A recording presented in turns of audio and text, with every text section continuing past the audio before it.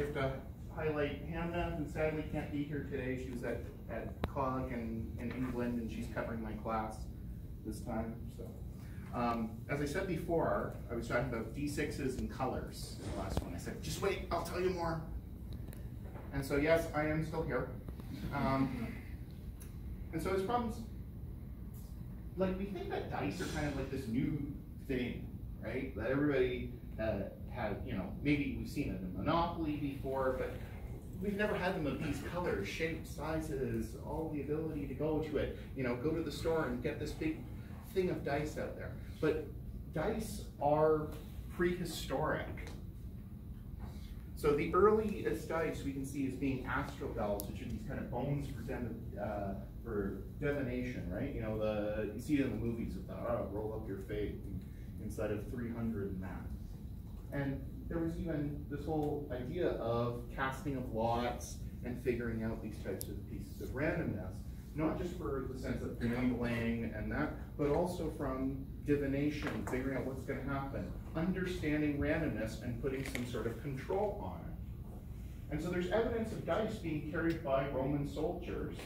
Again, was this divination, pastime, gambling? Probably some collection of all of those. And early examples date back into as early as the Byzantine era. We have basically dug up dice. And if you go around to various museums in the world, as I have, you get to see all of these old bones. And it's to the point where the pips are in the same locations. So how we arrange the pips goes right back to Roman soldiers. How much research, though, have we done on dice? Not that much. Okay. There's also a lot of work right now on color psychology. There's huge psychological impacts from color. And I just want to use red as an example, as a color with this. Fighters in red versus blue fighting tournaments, they found that if the fighters were evenly matched, like if there's a low percentage score difference, the red fighter would win more often. And again, this has to do with psychology, of aggressiveness, of battle and fight. And I mean, if we look at fast food, you know, we're in America today, so big fast food place.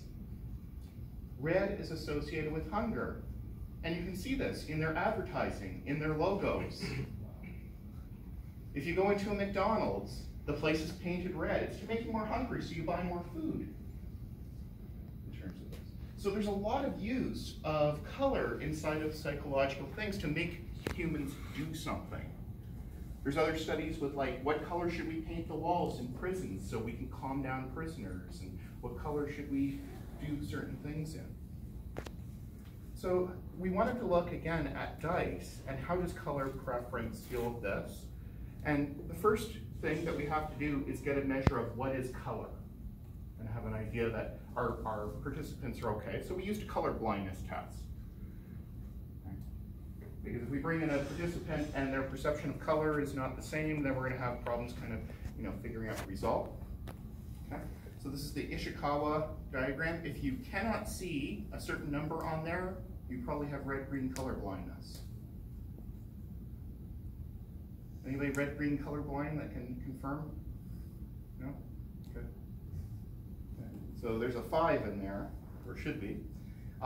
We use the 38 plate test. There's longer versions of this for, like, figuring out exactly what your type of color blindness is, but this is enough for our purposes of just making sure that, you know, yes, this person can see correctly. Anyone that failed that examination, we kind of booted out of the study, and at the end we had 68 subjects that progressed to give data in the first stage of the study. And the first thing we said is, okay, let's order your colors by preference. Okay, so we had some pieces of paper, and we had some correlated dice. And I think the white die is a little bit hard to see there, but that is basically a clear die with white pips for our white. So we said, please arrange these colors by preference. And then we took the sheets away, and we said, please arrange the dice by which dice would you prefer to have. Okay? Now, what would you expect to happen? Correlation. There should be a correlation, right? So color preferences and colors should map well to color preferences in the dice. That makes a lot of sense. Someone who likes blue compared to yellow should probably select blue dice rather than yellow dice. And I see Anne shaking her head at the back there. No, because white pips on a yellow dice. Even if you like yellow, you're not going to choose that. Yeah, maybe, right. So, but we would think that we would see distributions heavily weighted towards no change. Nope, something odd's happening. Okay, so again, we would expect the distributions to be heavily weighted to the left-hand side with little disruption, but what we see is no real trend. And so the color preference doesn't correlate well to dice color preference. And this is basically two different types of Levenshtein distance, which is the number of substitutions, additions, and deletions, and the one includes swapping, and the other one doesn't include swapping, just because we couldn't figure out, exactly which one, so we did both. And no trend inside of that data. So something is happening here where dice color preference of pieces of paper does not correlate well with the dice that you want. Now, Anne brought up what could be the problem. It has to do with contrast and what pips are on the dice. But again, we're trying, these are all from the exact same dice set. So this is out of, you go to, what's now Tiger in Denmark, and we just got the whole set and took out all the colors and then created color swaths from there. So these are exactly the same shape, exactly the same size, all a little bit transparent, all with white pips. So again, trying to not disrupt the difference. So we started looking more at order in the string. Okay, so there's quite a few colors there, right? So maybe I only care about what my first choice of dice is, and I don't care about the rest, right? So if I rearrange it in a different way, there's disruption, because we're just looking at disruption of ordering. So maybe it's the case that my first three top colors are going to appear more likely than not to be exactly the same. Maybe that's the issue. So I'd like to keep my first choices, or keep some of them the same, and I don't care about the rest. And even for the top color of selection, the top color of dice, not much information can be gained out of that. So only 37 of 68 participants maintain their first choice of color in that first position. So players were more likely to replace green from their top three dice and were likely to add red into their top three. But again, there's not much data that can be gained out of asking people for color choices and then bringing this to what dice would you prefer. Okay. Anne is jumping ahead about three slides ahead with her thoughts on this. That's fine. So in stage 2, we started looking at usability. So we got this data together, we said, that's wrong, that's weird, that shouldn't happen. And so we started looking into what are the other factors. So we've seen that color preferences may be a poor measure of what players could use. Perhaps it's perception of readability. As Anne said, why is there white pips on my yellow die that I like? Why are they not black or some other contrasting color that I can see easy? So maybe it has to do with readability. So we looked at the speed at which a player could sort 5 sets of the transparent dice and 2 different opaque sets. Took 30 other participants for these tests. And again, there's not much difference in terms of the ANOVA results for sorting of the dice. So sorting of the dice in this case has to do with, can I read the dice and move them into position? So it's a good way to kind of see, is there an issue with reading of the dice? Because the longer that it takes you to read the dice, the longer it'll take you to move them into some sort of order. But there didn't seem to be any difference in that. So we're not seeing much of a contrast perception difference. Okay. So then we started looking at another set of dice again to try to understand what was going on with the knockout game and readability. So I have another pile of dice, if people want to pass this around. Visual aids, yay, okay. So examine another set of, again, same size, shape, text, and the colors were selected mostly to have different various contrasts.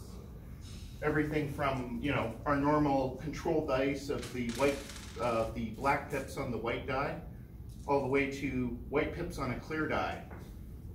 And you can see that that's really easy to see, right? Yeah.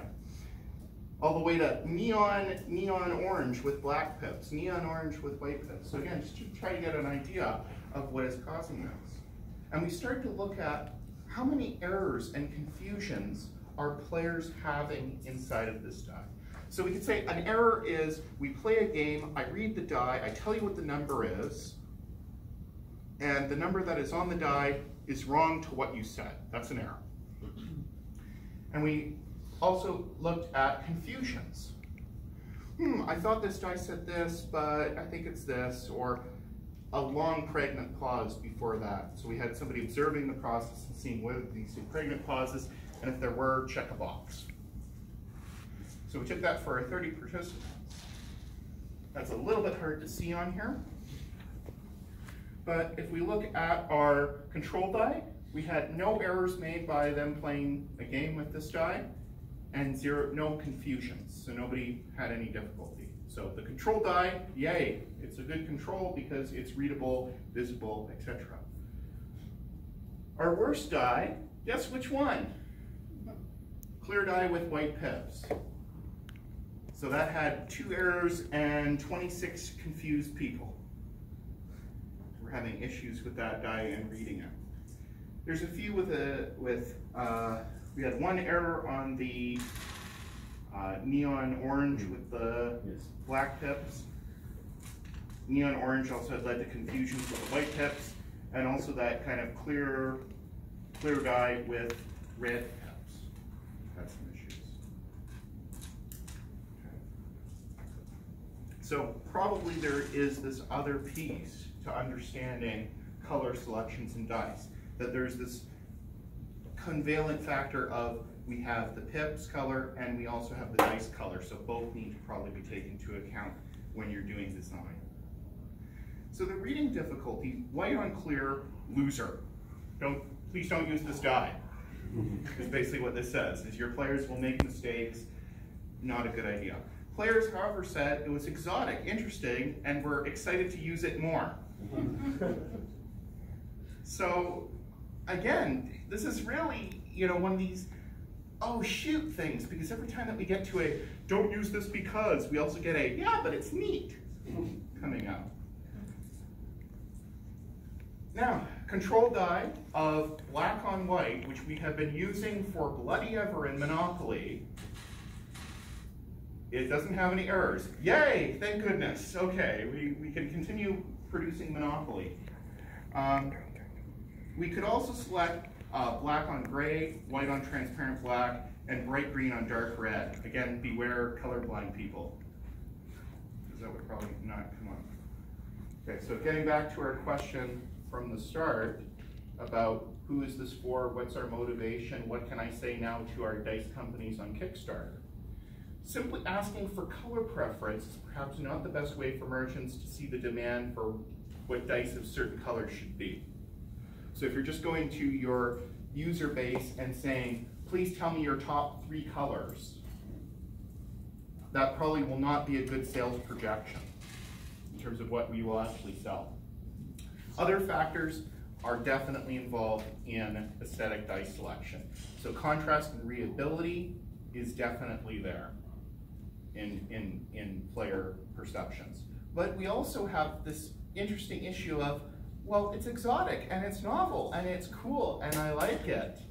I want my pink die with, just slightly off colored purple dots, or I want my, hugely gross looking green with my contrasting dots. So the question of aesthetic preferences of colors is not just stemming from one factor alone. Yay! Okay. So in conclusion, we're right now also doing another dice study, and this one is something where if you guys want to join us in this, we're looking for interesting dice stories. So kind of telling us about, what's your favorite kind of dice and why. And so if you're interested in joining that. And other than that, I think that is all I have to say on dice for today that I have prepared. So we'll leave it up to questions. Thank you.